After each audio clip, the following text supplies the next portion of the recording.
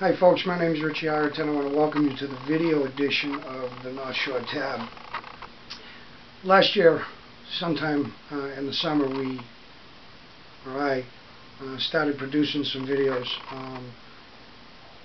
to bring you up to date on what was happening over the course of the week. Unfortunately, we have a very low budget here for our equipment, and since we've invested in some equipment, I wanted to try and get back to that.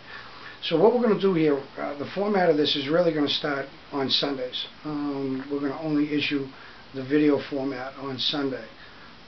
And what that video format is going to be is going to really recap what we've done over the week, the stories that we put out there, take reader feedback and present it to you in a video format. We'll also cover things like, for instance, today, I just got a report that there was an altercation between potential ward candidates. Actually, punches were thrown at a local reunion in Beachmont last night. It was either last night or the night before. Details are vague. Still, at this point, just rumors. Seems to be some kind of substance to it. I do have a number of people who have contacted me regarding it. Anyways, and we'll cover that stuff.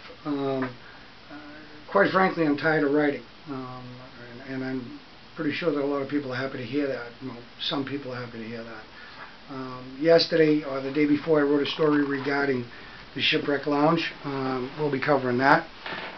We'll be covering the Peter Martino story. We wrote about his issue with stealing some supplies. At this point,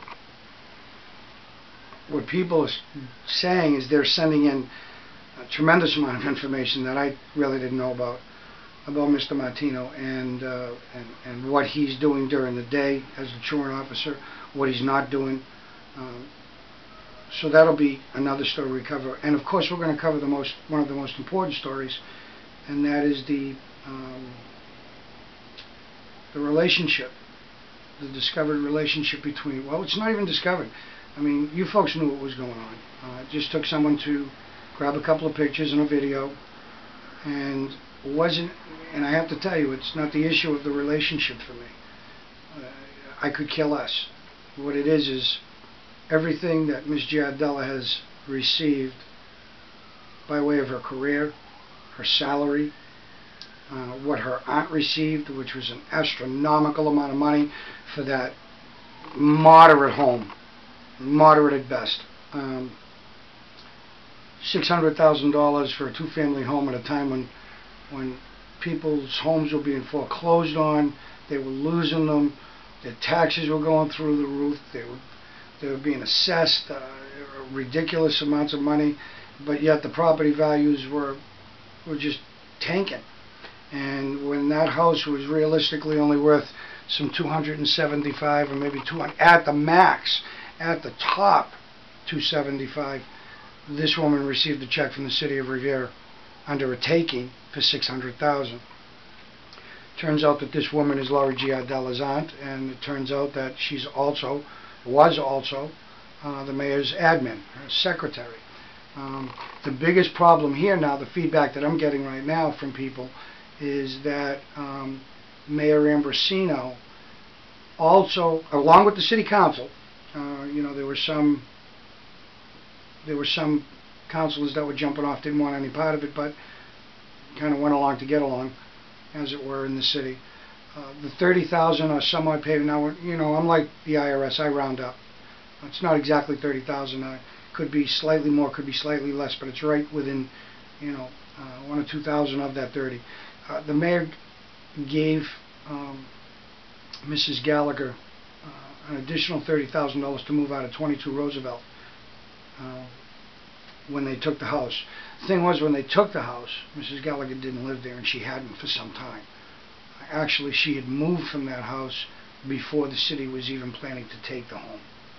So that is a real issue right now, and not for me, or I mean it is for me obviously, but for some of the readers. But on a legal side, I've received calls from, and I know a lot of people said that, but I have verifiable calls from several people and agencies that wanted to know if I had anything to substantiate it.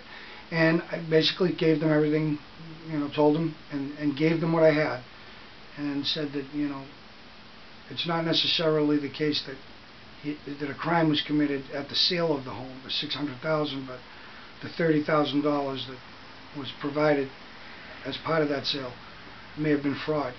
And my opinion is that any other person who was living in that home, if it wasn't his admin or it wasn't his girlfriend's aunt, would not have gotten that $30,000. So to me, that's fraud.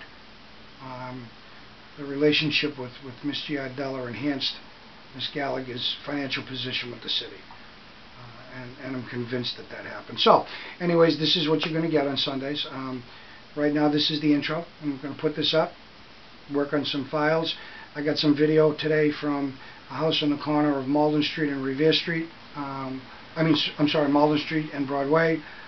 We took some early video showing that part of the roof was coming down, and about a half hour later, the Revere Fire was there, and I believe they're sectioning that off.